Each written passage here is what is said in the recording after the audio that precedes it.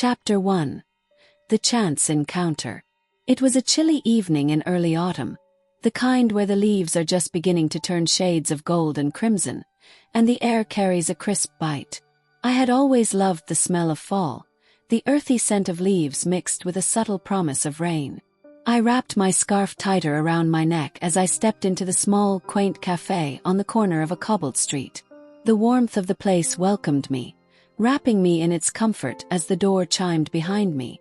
I had been coming to this cafe for years, ever since I moved to this city. There was something about its old-world charm, the mismatched furniture, and the faint hum of soft jazz in the background that made it my perfect escape from the chaos of the world outside. I ordered my usual, a caramel latte, and found a spot by the window. That's when I saw him. He was sitting alone at a table near the back, his attention absorbed by a book in his hands. His dark hair fell messily over his forehead, and there was something effortlessly attractive about the way he leaned slightly forward, lost in whatever he was reading. He wasn't the type of man who tried to be noticed. He didn't seem to care about the world outside of his book, and that was oddly refreshing. I tried to focus on the warm cup in my hands, but my eyes kept drifting back to him. His presence had that magnetic pull, the kind that made you forget everything around you. He shifted in his seat, and for a split second our eyes met. My breath hitched, and I quickly looked away, my cheeks flushing. Did he notice? I couldn't be sure, but it didn't matter. But it did matter. The quiet tension between us lingered in the air, almost tangible, as though we had shared some unspoken connection. Something told me that this was more than a fleeting glance, that this would be the beginning of something unexpected. I wasn't wrong. Chapter 2. The Unexpected Conversation. The minutes ticked by in a strange sort of silence as I tried to concentrate on my latte. But there was something different about today. A pull, an invisible thread between the man at the back of the cafe and myself. I couldn't shake the feeling that we were somehow connected, even if we hadn't exchanged a single word. I took a slow sip from my cup, staring out the window, watching the leaves swirl around the pavement as a soft breeze blew through the streets. But no matter how hard I tried to focus on anything else, my gaze kept drifting back to him. He was still reading, though his posture had relaxed a bit, and his eyes no longer seemed to be absorbed entirely in the book. Instead, they occasionally flickered over the rim of the pages, as though he was aware of the world around him, but choosing to ignore it. Then, unexpectedly, he stood up. I blinked, surprised by how quickly the thought of his departure hit me. He was heading toward the counter to place his empty cup on the counter when he glanced up, locking eyes with me once again. This time I didn't look away. He paused for a moment, his lips twitching as if to smile but holding back. "I hope I'm not disturbing your peace," he said, his voice low and smooth, like a familiar song you couldn't quite place but always felt comforting. I was caught off guard. My heart skipped a beat, and I had to remind myself to speak. "No," I said, perhaps a little too quickly. "I'm not disturbed." He stepped closer, his presence pulling me in. "Good," he said, his tone light but sincere. "I just thought you looked like someone who could use some good company." There was something about the way he said it, a quiet confidence that didn't come across as overbearing but rather a simple offer, like he was inviting me into his world, even if just for a few moments. I smiled awkwardly, taking another sip of my latte, trying to calm the rapid beat of my heart. "I'm afraid I'm not very good company," I replied, my voice a little too soft. "But I appreciate the offer." He raised an eyebrow as if intrigued. "Well, I'd be happy to prove you wrong." And that was it. The ice had been broken. We spent the next hour talking, almost as if we had known each other for years. The conversation started casually enough. Books, movies, music, but it quickly spiraled into more personal territory. His name was James, and he worked as a freelance photographer. He traveled a lot, though he had recently settled in the city. There was a depth to him, an undercurrent of something I couldn't quite place, like he was holding something back, something he wasn't ready to share. And yet, he made me feel at ease, as if everything was fine in the world, just sitting in this cozy cafe, the rain beginning to tap against the windows. As we spoke, I noticed the way his eyes would occasionally soften when he spoke of his travels, his childhood, the people he had met. And I found myself opening up as well, telling him about my work as a graphic designer, my love for quiet places like this cafe, and my longing to travel, to experience the world outside my comfort zone. Every word that passed between us felt like an unspoken agreement, a shared understanding. It was easy to talk to him, and yet there was still something unspoken, an invisible thread still connecting us in a way I couldn't explain. Something was unfolding, and I couldn't tell if it was the start of something beautiful, or the beginning of a story I wasn't prepared for. As the evening wore on, we eventually stood up, the space between us now charged with a kind of anticipation. "I should probably get going," James said, his tone reluctant, as if he wasn't quite ready to part ways. "But I have to admit, I'm glad I decided to interrupt your solitude." "I'm glad you did too," I replied, a soft smile tugging at my lips. There was a long pause before he finally spoke again. "Maybe we could do this again sometime. I don't think I've met anyone quite like you." The simplicity of his words was disarming, and yet they carried so much weight. I felt something stir within me, something I hadn't allowed myself to feel in a long time, a flicker of hope, of possibility. "I'd like that," I said quietly, unable to hide the smile now tugging at my lips. He reached into his pocket, pulling out a small business card and handing it to me. "Give me a call sometime, if you're up for more bad company." I laughed, a warm sound that seemed to make the world outside feel a little less cold. "I'll take my chances." And with that we parted ways. I left the cafe with his business card tucked into my pocket and a sense of excitement swelling in my chest. It had been a long time since I had met someone who made me feel this way. Connection, spark, the promise of something new. As I stepped into the cool night air, I couldn't help but wonder what was ahead, but deep down, I knew this was only the beginning of a story that would change everything. Chapter 3. The Unraveling. The next few days passed in a blur of excitement, anticipation, and a growing sense of curiosity about James. I couldn't stop thinking about our conversation, the way his eyes had locked with mine, the warmth of his voice, and the way he made me feel like I was the only person in the room. It was a feeling I hadn't experienced in a long time, something that tugged at my heartstrings and left me wondering about the possibility of something more. I found myself replaying our conversation in my head over and over again, trying to make sense of it all. There was something so easy about being with him, as though we had known each other far longer than we had. But even with all the easy chemistry, a part of me was hesitant. After all, I didn't know much about him beyond what he had shared during our time together. He was a photographer, yes, but what did that mean for his life? Was he really the kind of person who would want to settle down in one place, or was he constantly on the move, chasing the next assignment, the next adventure? Despite my reservations, I couldn't ignore the pull to reach out. So, after a few days of trying to ignore the fluttering in my chest, I found myself picking up the phone. I didn't even hesitate as I dialed the number on his business card, my fingers trembling slightly as I waited for the call to go through. When his voice came through the line, warm and familiar, I almost felt like I could breathe again. "Hey, it's me," I was thinking. "Maybe we could meet up again." There was a brief pause before he responded, his tone as easy and calm as it had been the other night. "I've been hoping you'd call. How about tomorrow night? Same place." I smiled to myself. Tomorrow sounds perfect. We hung up shortly after, both of us agreeing that tomorrow would be our next meeting. I felt a rush of excitement in my chest, though I tried to keep myself grounded. We were just getting to know each other after all. No need to rush anything. The next evening, I found myself back at the cafe, as promised. I arrived a little earlier than usual, giving myself some time to settle in and let the anticipation settle. I ordered my usual caramel latte and waited by the window, watching the world outside. The rain had started again, tapping gently against the glass, adding to the cozy atmosphere of the cafe. I had barely taken a sip of my drink when I saw James enter, his dark hair damp from the rain, his eyes scanning the room until they landed on me. He smiled, that same easy, genuine smile that made my heart skip a beat, and walked over to join me. "Hey," he said, taking a seat across from me. "I didn't expect to see you so early." "I was just thinking about last time," I admitted, trying to sound casual, though my nerves were creeping back up. "It felt nice talking to you."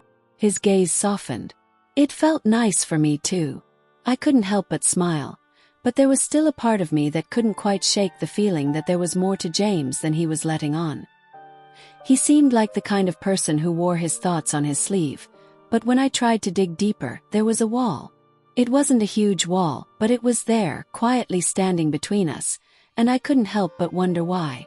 As we sat down and began to talk, the chemistry between us was undeniable. The conversation flowed effortlessly, and for a while, I forgot about the little voice in my head that kept telling me something was off. But then, just as I was beginning to relax into the evening, I saw something in James's eyes. A fleeting look of discomfort, as though he had just realized something he didn't want to acknowledge. It was barely perceptible, but it was there.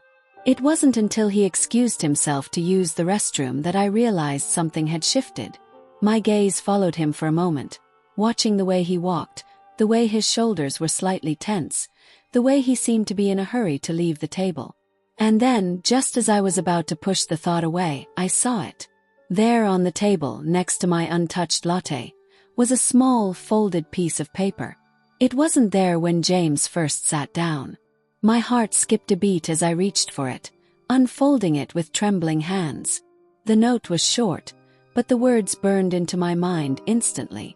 "I'm sorry. This is for the best." I looked up, my breath catching in my throat, and saw James returning to the table. His expression unreadable. But I had seen the note. I had seen his sudden shift, the way he had distanced himself from me in that brief moment of absence. "James," I began, my voice trembling. He froze, his eyes flickering with something. Guilt, perhaps, or regret. "I didn't want to do this here," he said quietly, his gaze never leaving mine. "But I think you deserve to know the truth." My heart raced. "What truth?" I asked, though a sinking feeling had already taken root in my chest. James sat down, his eyes briefly casting down to the note, as if trying to gather the right words. "I'm not who I said I was," he said, his voice quiet but firm. "My name is not James. I've been lying to you." I blinked, the shock of his confession hitting me like a physical blow. What do you mean?" My voice came out barely above a whisper. He hesitated before answering, his eyes dark with something I couldn't place. "My real name is Oliver. I'm not a photographer. I was hired to get close to you." The world seemed to tilt, the cafe spinning around me as his words sank in. "Hired? By who?" "I can't say much more," he continued, his face tight with emotion. "But I never intended to hurt you. When I met you, it was supposed to be part of a job. But somewhere along the way, I started to care about you. And now, I don't know how to undo this." I sat back, the air feeling suddenly thick and heavy around me. The words felt like a punch to the gut, leaving me breathless, as if I were trying to hold on to something that was slipping through my fingers. Everything had felt so right, so perfect. How could it have been a lie? Chapter 4. The Truth Unraveled. I sat there, stunned, the small piece of paper still clutched in my hand. My heart was beating wildly in my chest, each pulse louder than the last, as if it were trying to drown out the words that James Oliver had just dropped on me. I was staring at him, but I wasn't really seeing him. My mind was racing, trying to make sense of everything.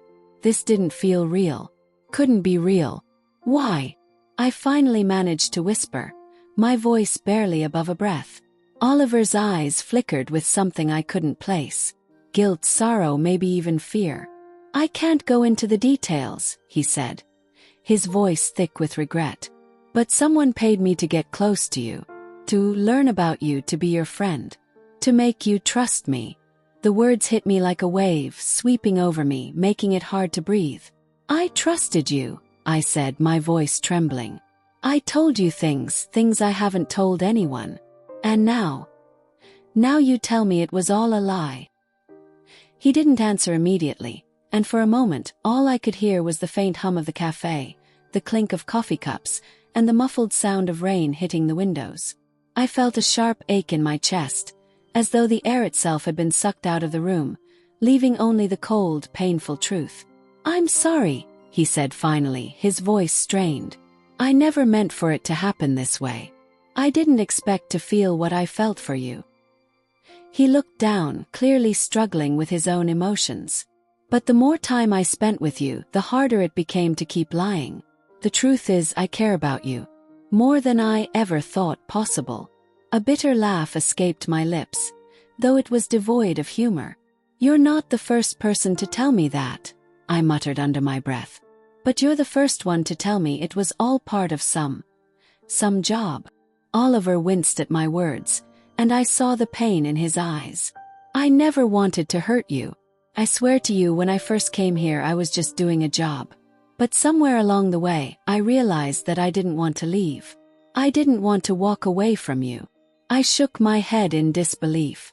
"That doesn't make it right," I whispered, though the pain in my chest was threatening to suffocate me. "You used me, Oliver.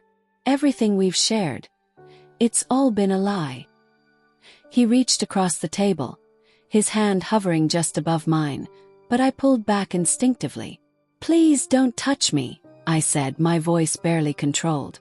I could feel tears threatening to spill, and I wasn't sure if it was anger or sadness that made my chest tighten so painfully. "I know I don't deserve your forgiveness," Oliver continued, his voice breaking slightly. "But I never wanted to hurt you. You have to believe that." I stood up abruptly, my legs shaky beneath me. The room felt like it was closing in, the walls pressing against my chest. "I don't know if I can believe anything anymore," I said, my voice a strained whisper. "You built something with me. Connection, trust. And now it's all shattered. How do I look at you and know that none of it was real?" I felt his gaze on me, but I couldn't bring myself to meet it. Instead, I turned and walked toward the door, the sound of my footsteps echoing in my ears. The cool air hit me like a slap when I stepped outside. The rain had turned heavier, and I pulled my scarf tighter around me, trying to shield myself from both the cold and the emotional whirlwind inside me. I didn't know where I was going. I didn't care. The city felt foreign all of a sudden, a place I no longer recognized. I had allowed myself to trust someone who had only seen me as a target, a mark. And worse, I had let myself care about him. How could I have been so blind? My phone buzzed in my pocket, and I pulled it out, seeing Oliver's name on the screen. I ignored it, shoving the phone back into my pocket. I didn't want to hear his voice, didn't want to hear any more of his apologies. My mind was racing, but I couldn't seem to find a single coherent thought. I wanted to scream, to cry, to run far away from the reality of what had just happened. I walked aimlessly, letting the rain soak through my clothes, the cold water grounding me in the present. I passed familiar places, the park where I liked to go for walks, the bookstore I visited on lazy weekends, the little cafe where I used to think I was safe. Everything felt like a lie now. Everything felt like it was part of some story that I was no longer a part of. Eventually, I found myself in the small park near my apartment, standing in front of the fountain that had always made me feel peaceful. The soft gurgling of the water was soothing, but it wasn't enough to calm the storm inside me. I needed answers, but more than that, I needed to understand why he had done this. What had I been to him, really? Was I just part of some job? Some task to be checked off? And then, in the silence of my thoughts, the realization hit me. It wasn't just about the lies. It was about the fact that I had allowed myself to believe in something that wasn't real. I had let myself hope, let myself dream of a future that was built on a foundation of falsehoods. Had been duped. And the worst part was, I hadn't seen it coming. Suddenly my phone buzzed again. This time it wasn't Oliver. It was a message from an unknown number. "I'm sorry for the way things turned out. I never meant for you to find out like this. But there's something you need to know." My heart skipped a beat. My hand shook as I opened the message, my mind racing with possibilities. Was this some sort of follow-up from Oliver, or was there something else going on? I tapped on the message to read more. It wasn't just Oliver. You were never meant to be the target. You were part of a bigger plan. And I'm afraid you've just scratched the surface. Froze. This wasn't just about Oliver anymore. This was something far bigger. I was in deeper than I ever could have imagined. Chapter 5, The Web Titans. I stood frozen, the message in my hands, my heart hammering against my chest like a trapped bird. The words on the screen felt like they were alive, wriggling under my skin, sending a chill through my bones. It wasn't just Oliver. You were never meant to be the target. You were part of a bigger plan. And I'm afraid you've just scratched the surface. My mind was spinning, trying to piece together the fragments of information that seemed to be falling into place, but every connection I made only seemed to lead to more confusion. What was this bigger plan they were talking about? And who could possibly be behind it? For the first time since I had met Oliver, James, I felt a wave of panic wash over me. This wasn't just a case of a man lying about his identity. This was something much deeper, something more dangerous. I stared at the phone screen, my fingers shaking. The message was anonymous, the sender's number unfamiliar, but the chilling words lingered in my mind. My first instinct was to ignore it, to delete the message and pretend I hadn't seen it, but the rational part of me knew better. There was something bigger at play here, and I had no choice but to figure out what it was. But how? I glanced around the park, feeling an eerie sense of being watched, even though I was alone in the damp, quiet space. I tucked the phone into my jacket pocket and quickly walked toward the exit. I had to get home where I could think, where I could process everything. But as I passed the gate of the park, I couldn't shake the feeling that I was being followed. Every rustle of the leaves, every footstep behind me seemed amplified, like someone was lurking just out of sight. I picked up my pace, my mind racing. When I finally reached my apartment, I locked the door behind me and leaned against it, breathing heavily. The silence of the room felt suffocating. I pulled my phone back out, rereading the cryptic message over and over again, hoping to make sense of it. I had known Oliver for less than a week, and in that time he had completely turned my world upside down. But now I realized everything was unraveling in a way I couldn't control. There were secrets, lies, and a whole network of people I hadn't even begun to understand. As I sat on my couch, I considered calling Oliver, or James, as I should probably call him now. But something told me that wouldn't help. Whatever this was, it wasn't something he could explain away. He had already lied to me. If he truly cared about me, he would have told me the truth. But the reality was that he hadn't. And now I was left to pick up the pieces. I scrolled back through my messages, trying to find any clues, any indication that something was off. But all I found were the normal texts, the ones we'd exchanged about meeting up again, the friendly banter, the easy conversations that now seemed so insignificant. What had I missed? I closed my eyes, trying to steady my breath, but the anxiety gnawing at my insides only grew stronger. The feeling of being in over my head was overwhelming. Then my phone buzzed again. This time it wasn't a message from the unknown number. It was Oliver's name flashing across the screen. For a moment, I just stared at the phone, my thumb hovering over the screen. I wanted to ignore it, pretend it was just another apology. But my gut told me that whatever he had to say now was important. Taking a deep breath, I answered. "Hello." There was a long pause on the other end of the line. When he finally spoke, his voice sounded different, tense, urgent. "Listen to me," Oliver said, his tone low and serious. "I know what you found out, and I need you to stay calm." I couldn't help the sharp intake of breath. "How did you know about the message?" I asked, my voice trembling. "I've been watching you." "Had to. I knew this was going to happen. I was trying to protect you." His words came fast, rushed. "This is bigger than you think. It's not just me. There's more to all of this, and you're in danger. You need to trust me. We don't have much time." I felt a knot form in my stomach. "Danger? What do you mean, danger? Why are you telling me all of this now?" My voice was shaking with frustration and fear. "You've been lying to me this whole time, And now you expect me to just trust you? I know.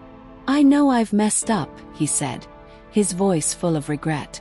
But you have to understand, I never wanted this. I never wanted to drag you into this. But now that you're involved, I can't just walk away. I can't leave you out there alone. You have to meet me right now. We can't talk about this over the phone. They're listening. They've been listening to everything. My heart raced. Who are they? I asked, my voice barely above a whisper. I can't say. But if you care about your safety, you need to trust me. I'll explain everything when I see you. I'm not far, just don't go anywhere. Before I could respond, the line went dead. I stood there in the silence, my heart pounding. He had hung up before I could get another word in, leaving me more confused and terrified than ever. Was this some kind of setup? Or was he telling the truth? How much of this was a game and how much was real? I paced back and forth across my living room, my thoughts spiraling out of control. The rain was still falling, the world outside seeming just as unsettled as I was inside. The uncertainty was unbearable. I didn't know who to trust anymore. My mind kept racing, every possible scenario running through my head. But one thing was clear. I couldn't stay in my apartment. Not now. Not when there was someone or something out there that I had no control over. I grabbed my coat and headed for the door, my heart pounding in my chest. I didn't know where Oliver or James was or what he meant by all of this, but I couldn't sit idly by. I needed answers, and I needed them now. Chapter 6. The Unseen Enemy. The cold night air hit me like a wall as I stepped outside. The streets, usually so familiar, now felt eerie and unfamiliar.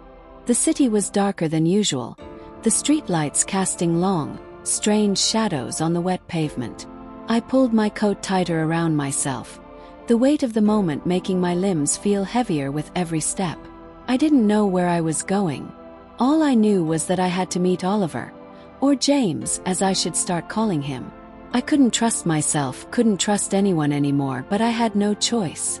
He was the only one who seemed to know what was going on, and if I had learned anything from the cryptic message, it was that there was something far bigger happening here, something that had pulled me in, whether I wanted it or not. I walked down the street, my footsteps quick and uneven, my mind trying to process everything. Who were these people he was talking about? Why had they targeted me? What was the bigger plan? And how had I gotten caught up in all of this without even realizing it? I stopped in front of my apartment building for a moment, glancing up at the windows, all dark and lifeless. My fingers clenched around my phone. I had no idea what Oliver was going to tell me tonight, but I knew one thing for sure. I wasn't going back to my apartment until I had answers. I couldn't stay in that suffocating silence any longer, surrounded by the lies and the confusion. As I continued to walk, the rain intensified. It was now a steady downpour, the kind of rain that made everything feel like a distant memory. I looked around for any sign of Oliver, but the street was quiet, save for the occasional car passing by in the distance. I pulled my phone out again, but there were no new messages, no updates. I felt like I was walking in circles, my anxiety growing with each passing moment. Suddenly, I felt it again, the unmistakable feeling of being watched. My skin prickled, and I turned quickly, my heart leaping in my chest. I scanned the dark streets behind me, but there was no one. Just the sound of rain and the occasional distant noise. I swallowed hard, shaking my head. Maybe it was just my mind playing tricks on me, or maybe it was the anxiety creeping up on me. Either way, I couldn't afford to let my guard down. I kept walking, my pace quickening as I approached a small, quiet alley. The kind of alley where no one really ever went unless they had to. I stopped at the entrance, looking down both directions, and saw no one. It was empty, almost too quiet. But this was where Oliver had told me to meet him. I hesitated for a moment, unsure if I should go any further. My gut was telling me to turn around, that something wasn't right. But I had come this far, and I couldn't back down now. I needed answers. Taking a deep breath, I stepped into the alley, my footsteps echoing as I walked further into the darkness. The rain was now coming down in sheets, and I pulled my coat closer around me, trying to shield myself from the cold. The alley seemed endless, stretching out into the blackness, and the only sound was the rhythmic pattering of the rain against the pavement. Just as I was about to call out Oliver's name, I heard it, a faint rustling sound from behind me. I turned quickly, my heart racing, but the alley was still empty. My breath hitched as I strained my ears, but there was nothing. Just the wind, the rain, and the silence. I wasn't alone. A chill ran down my spine. I could feel it now. The presence, the weight of someone or something watching me from the shadows. My stomach twisted with unease, and my mind raced to process the sudden shift in the atmosphere. I took another step, then another, my heart pounding in my chest as I tried to remain calm. What was going on? Was Oliver here? Was I walking into some kind of trap? Then I saw something, a shadow moving against the far wall of the alley. For a moment, I thought it was just the rain playing tricks on my eyes, but the shape grew more distinct, more solid. I froze, my breath catching in my throat. "Who's there?" I called out, trying to keep my voice steady. But my words sounded small against the roar of the rain, the wind. The shadow moved again, and this time I could make out a figure. Tall, cloaked in darkness, but unmistakably human. My pulse quickened as the figure stepped closer, revealing more of their outline in the dim light from the street beyond. The person was wearing a hood, their face hidden, but their presence was undeniable. A wave of dread washed over me. I stepped back, instinctively reaching for my phone, but before I could react, the figure lunged forward, grabbing my wrist with a force that made me gasp. "Get off me!" I yelled, struggling to pull away, but the figure's grip tightened. My heart was in my throat, and my body went rigid with panic. I could barely see their face beneath the hood, but there was something in their movements, something cold, calculating. "I told you to stay away," a voice hissed, low and guttural, sending a jolt of fear through my body. What do you want from me?" I stammered, trying to free my wrist from their grip. "Stay away from him," the voice growled, tightening its hold even more. "You don't know who you're dealing with. Don't trust him. Don't trust anyone."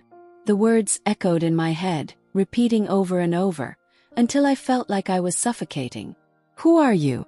What are you talking about?" But the figure didn't answer. Instead, they shoved me hard, sending me stumbling back into the cold, wet ground.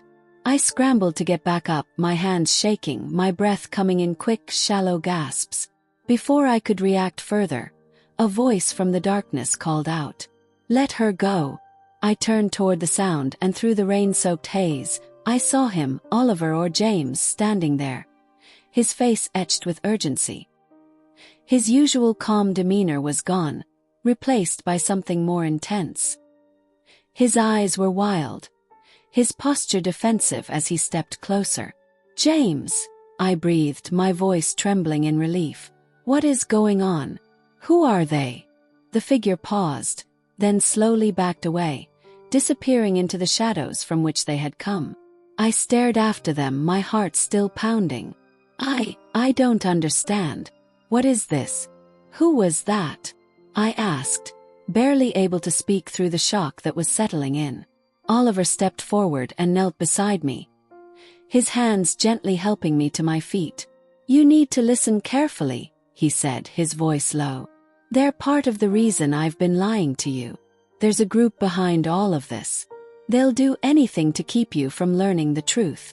I stood there, trying to steady myself as his words sunk in. My mind was reeling, and I couldn't seem to hold on to any clear thoughts. "The truth? What truth?" "Please," he said, his voice urgent. "We don't have time. I need to get you somewhere safe, and we need to talk. There's so much you don't know." Chapter 7, Safe Haven. I couldn't breathe. The rain continued to pour around us, but in that moment, it felt like the world had frozen. I looked at Oliver, my mind struggling to comprehend the chaos that had exploded into my life in the past few days. There was so much I didn't understand, so much I hadn't seen coming. But in that instant, as I locked eyes with him, I knew he wasn't just lying to me anymore. He was afraid, and that terrified me even more than anything else. "You have to trust me," he said again, his voice almost pleading. His hands were still on my arms, but I couldn't tell if it was an attempt to comfort me or to steady himself. Either way, it felt like we were both drowning in a storm we couldn't control. I nodded slowly, though every part of me wanted to resist, to scream, to demand that he explain everything right now. The figure in the alley, the cryptic message. None of this made sense. But if there was one thing I had learned in the last few hours, it was that the more I fought against it, the deeper I was being pulled into something that wasn't going to let me go. "Where do we go?" I asked, my voice hoarse from the cold and fear. Oliver hesitated, looking around the alley as if searching for something, or someone.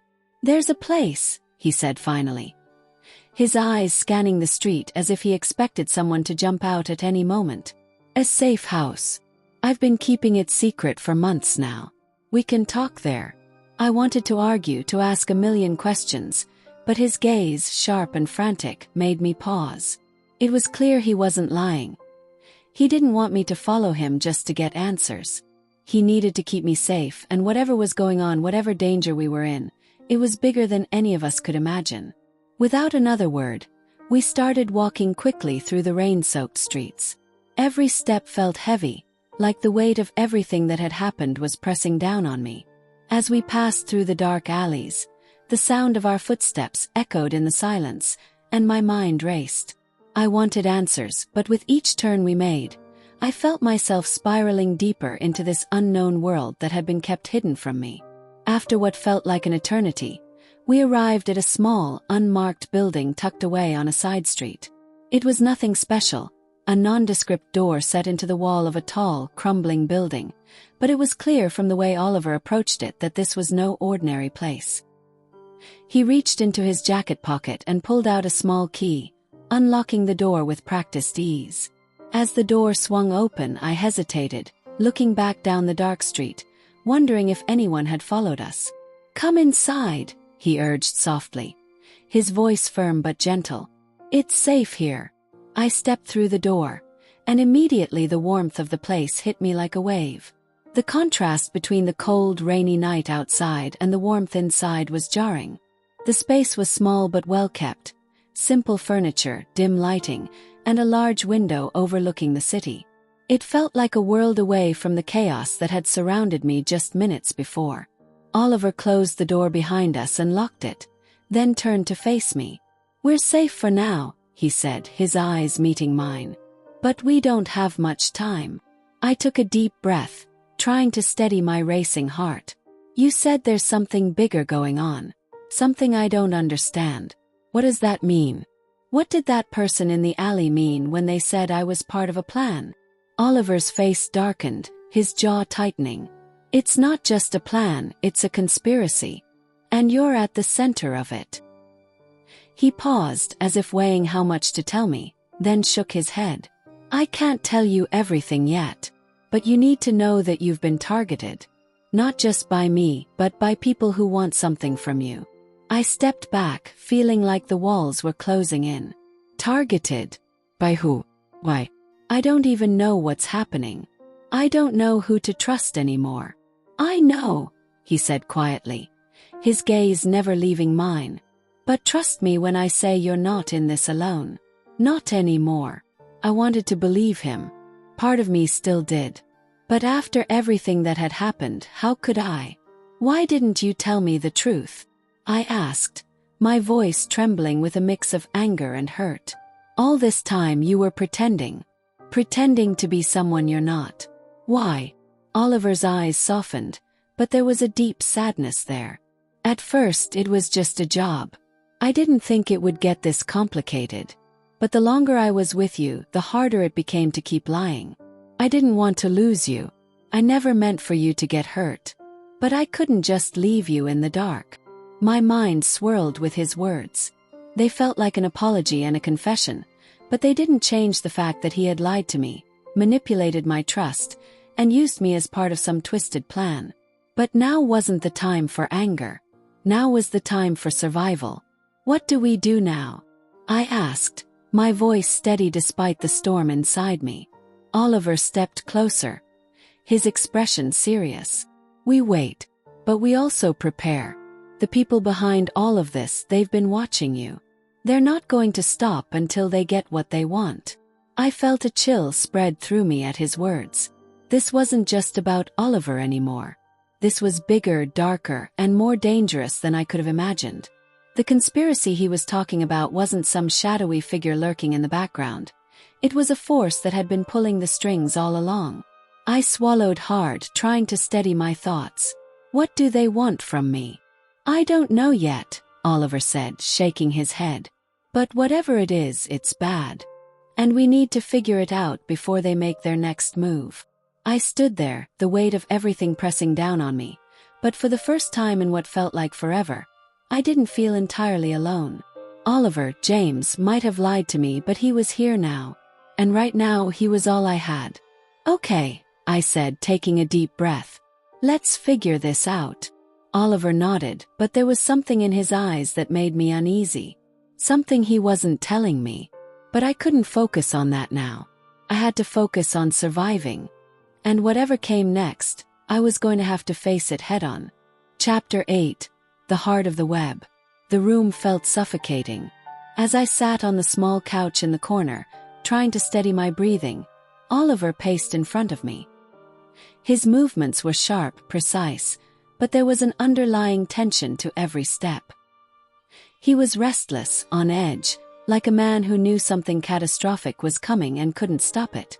I wanted to reach out to him, to ask him to explain everything, but I didn't trust my own emotions anymore. I had been through too much already, and every new piece of information felt like another weight dragging me down. Oliver stopped pacing and turned toward me, his eyes heavy with regret. "We're running out of time," he said, his voice low.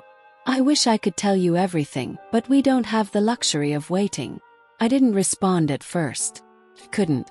I had too many questions, and even though I wanted answers, I knew there was more to the story than he was letting on. His hesitation, the way he was holding back, it only made me more suspicious.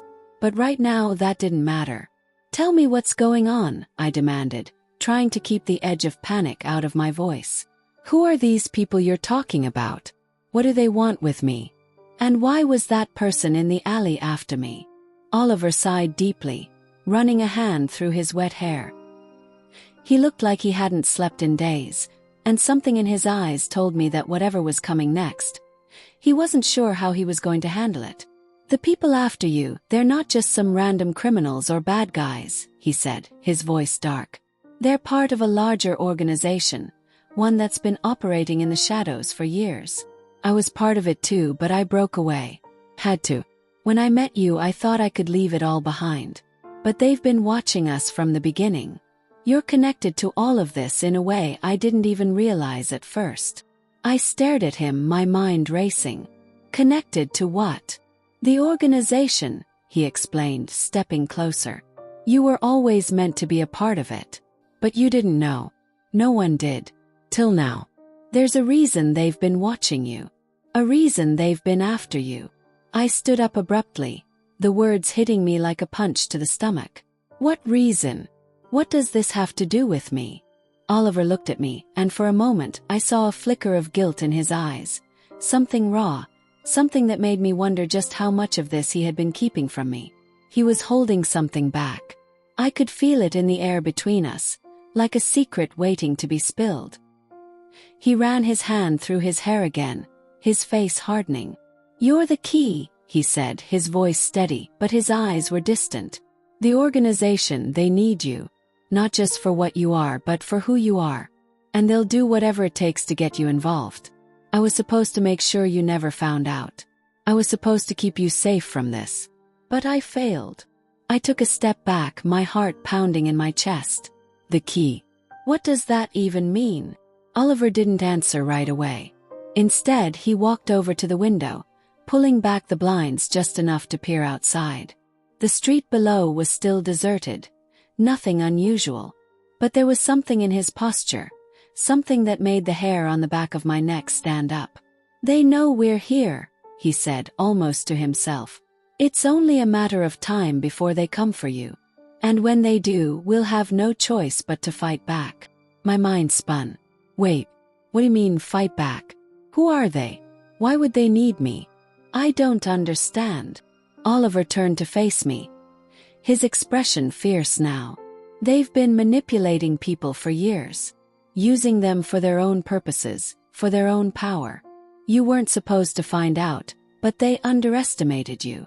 They thought you would just go along with it, just like everyone else. I felt a rush of panic hit me. You keep saying they, but you're not telling me who they are. You're not telling me why I'm involved. I need to know, Oliver. Please. His eyes darkened. The organization is a covert group that controls several high-level operations across industries. Political influence, tech companies, finances, media. Nothing is outside of their reach. I was once part of that network, and I thought I was doing good. But I was wrong. I walked away, left it all behind when I realized the cost of their power. You were never meant to get involved. But somehow, your life was always tied to theirs. My mind was reeling. I couldn't even process what he was saying. Political power, global influence, covert operations. It was like something out of a spy thriller, something that didn't belong in my quiet little life. You're saying I'm some kind of pawn in their game? I asked, my voice shaking. Why me? Why not anyone else? Oliver's face twisted in pain, but there was something else in his eyes. Something that made the hairs on my arms stand up. I didn't know, not at first. But now I do. He stepped forward, his voice dropping to a whisper. You're not just anyone. There's something about you. Something they need. He looked away again, his jaw clenched. They believe you have the answers, the key to something they've been searching for. And they won't stop until they have you. I was shaking now, my knees threatening to give way beneath me. What are you talking about? What answers? Okay. Why didn't you tell me this sooner? Oliver's face hardened. His expression unreadable. I couldn't risk you knowing. I thought I could keep you safe. But now everything's falling apart. And I need you to trust me. I looked at him, my heart in turmoil. How can I trust you when you've lied to me this entire time? His face softened, a trace of sorrow flickering in his eyes. I'm sorry. I never wanted to hurt you. But now you have no choice. They're coming for you and they won't stop. We have to be ready for what's next.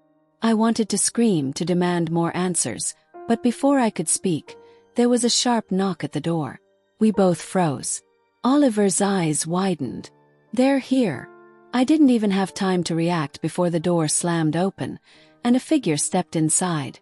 Someone I hadn't expected to see. Someone I couldn't forget. Chapter 9. The Unseen Enemy. The door burst open with a force that echoed through the small room, and I felt my heart leap into my throat.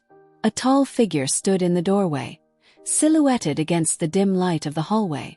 My breath caught as I recognized them. It was Elena.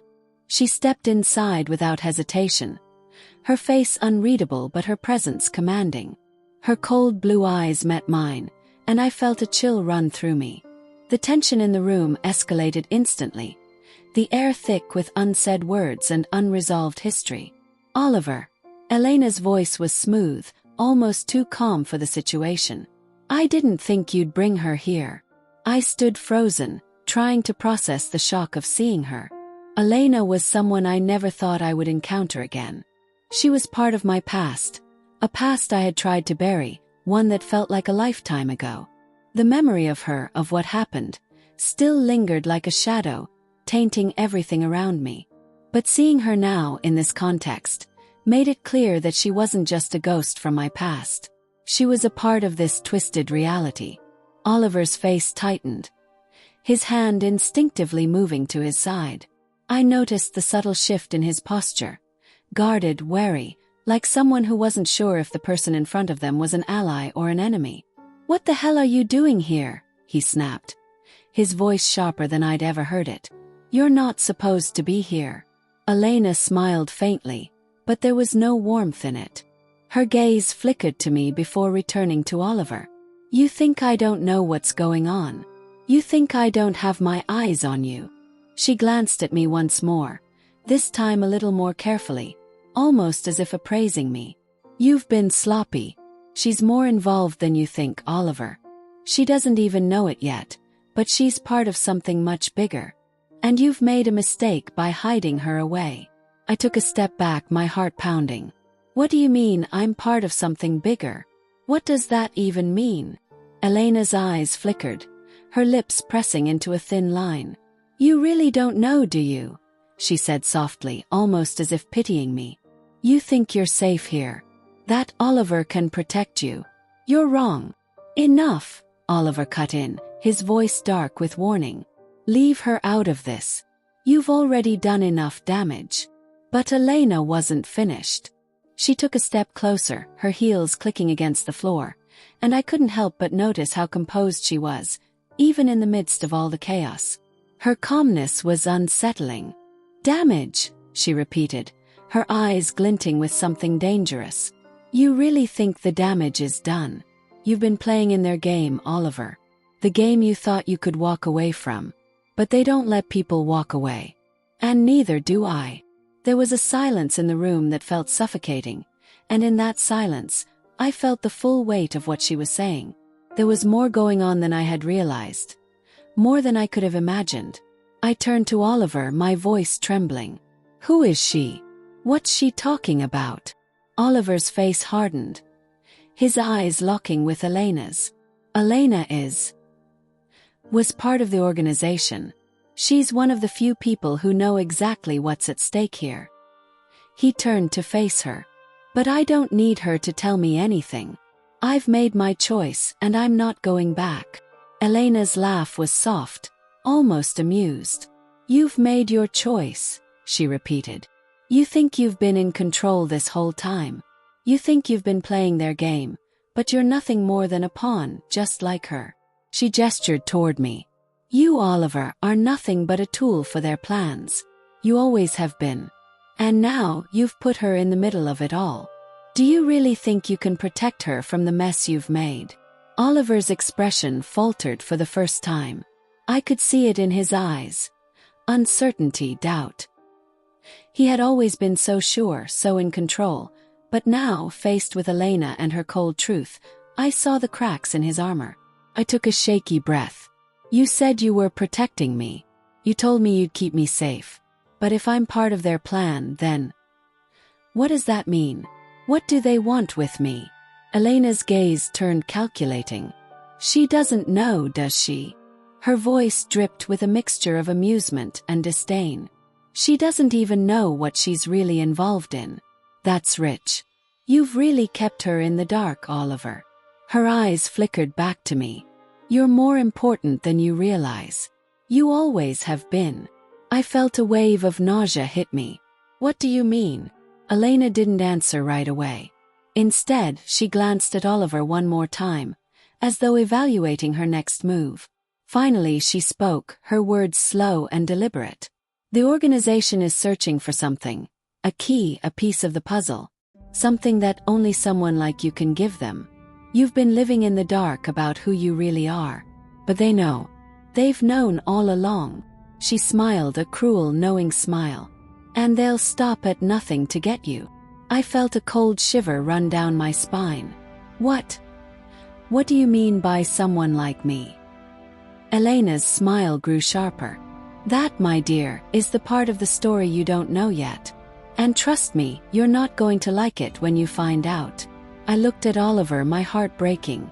The betrayal I felt in that moment, seeing him stand there silent as Elena revealed everything, was more than I could handle. He had lied to me, manipulated me, all in the name of keeping me safe. But it was clear now. There was no safety here. Not anymore. "Why should I trust you?" I asked, my voice barely above a whisper. "You've been a part of all of this. You've been lying to me from the beginning." Elena looked at me with a mixture of pity and amusement. "You shouldn't trust anyone, sweetheart. Not me, not him. But the truth will come to you soon enough. And when it does, you'll have to decide who to stand with."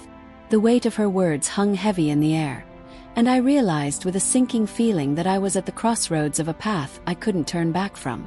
Chapter 10: The Final Choice. The silence that followed Elena's words felt like a death sentence. My heart was racing in my chest, every breath shallow and tight. I couldn't process everything she was saying, everything that had just shattered my perception of what I thought was my life. It was as if the walls were closing in, each piece of information tightening the grip on my sanity. Elena stepped closer, her gaze never leaving mine. She was almost savoring the moment, watching me unravel. I had to do something, say something, but I was paralyzed. All this time I had trusted Oliver. I had let him guide me, protect me, even when I had my doubts. But now it felt like everything had been one massive lie. "Tell me what's going on," I whispered, barely able to keep my voice from breaking. "Tell me what I'm supposed to do. I don't understand." Oliver was still standing near the window, his back to us, as if he couldn't bear to be a part of the conversation anymore. But I saw the tension in his shoulders, the way his hands were clenched into fists. He was as much a prisoner of this situation as I was, but the realization didn't make me feel any better. If anything, it made me feel more alone. "You're not alone in this," Elena said, as though reading my thoughts, but her words felt hollow. "You're never alone. There are always eyes on you, always people pulling your strings." Her words stung like acid against my skin. I felt the anger bubbling up inside me. "You keep saying that, but what does it mean? What do they want from me?" Elena took another step forward, now standing just a few feet away from me. "They want what's inside you, what you were born with," she said quietly, her voice eerily calm. "You're not just a pawn in their game. You are the game. They believe you're the key to something that could give them all the power they've ever dreamed of." I shook my head, trying to clear the fog. "Power? What do you mean?" Elena's smile was cold, but there was a glint in her eye that was unmistakable. "You think you're ordinary, don't you? That you're just a normal person caught up in something bigger than you ever wanted. But that's not the truth. You've always been special, and they've known it for a long time. They've been watching you your entire life." I took a step back, the reality of her words sinking in slowly, like cold water seeping into my bones. "You're saying my whole life has been a lie?" Oliver finally spoke, his voice ragged. "It's not like that. I never meant for you to find out this way. I wanted to protect you." But Elena cut him off with a laugh, sharp and cynical. "Protect her? You can't protect her from this, Oliver. No one can." Her words hit like a slap. I looked at Oliver, searching his face for any sign that this wasn't as bad as it seemed. But all I saw was regret, guilt, and a man who had been trying to outrun something that was too big for him to control. "Why didn't you tell me the truth?" I asked, the anger finally rising to the surface. "Why did you keep this from me? All this time you made me believe I was just some ordinary girl, that I could live a normal life. But now I find out it was all a lie. I'm part of some game. A game that I didn't even know I was playing." Oliver's eyes softened, a silent apology in his gaze. "I wanted to protect you, but I couldn't keep you in the dark forever. I was afraid. Afraid of what you'd think of me. Afraid of losing you. And now," I demanded, "what am I supposed to do now? What's left for me to do?" Elena's voice was sharp as a blade. "You're not going anywhere, sweetie. The moment you found out about this, you became a target. You think this is all some bad dream, but it's real. And there's no waking up from it. You can try to run, but you won't escape. Not from them. Not from me." A sick knot twisted in my stomach, but I stood taller, my resolve hardening despite the fear gnawing at me. "I'm not your pawn, Elena. And I'm not his either. I don't care what you say. You've dragged me into your web, but I'm not going to let you control me."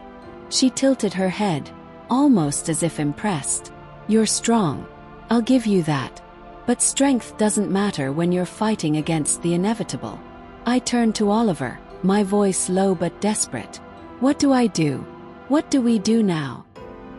He looked at me for a long moment, his face torn. Finally, he stepped forward, closing the distance between us. His eyes were filled with a mixture of guilt and determination. "I'll help you. I'll keep you safe. But even as he said the words, a part of me couldn't shake the feeling that it was too late. The danger was already here. The truth was out. There was no going back. I don't know if I can trust you, I said softly, the weight of everything crashing down on me. You've kept me in the dark for too long. And now, everything is falling apart. Oliver took a deep breath, his face hardening as he met my gaze. I know I've hurt you, but right now we have no choice. You have to choose. You can't run anymore. I glanced at Elena, who was watching us with a twisted sort of amusement. It was clear she wasn't going to let us leave easily. And the weight of her words, that I was part of something much larger, something I didn't fully understand, was overwhelming. My mind was racing, trying to piece everything together. I don't want to be part of this, I whispered, almost to myself. But I don't have a choice, do I? Elena's smile was cold, but her words were final. No, you don't. I stood there, the gravity of the moment pressing down on me. It was no longer about what I wanted. It was about survival. And as the door to the room behind me creaked open, and I heard the faintest sound of footsteps approaching, I realized just how much danger I was really in. The last choice, the one I had to make, was the hardest of all. Would I take a chance on Oliver? On the man who had deceived me, but who was the only person who seemed to care about my safety? Or would I trust the icy, calculating woman in front of me? Someone who seemed to hold all the answers, but at the cost of everything I'd ever believed. There was no right answer. But I had to choose.